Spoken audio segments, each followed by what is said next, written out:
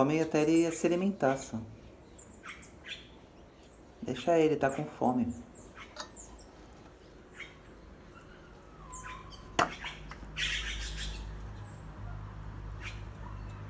Olha como come rápido pra ir embora logo.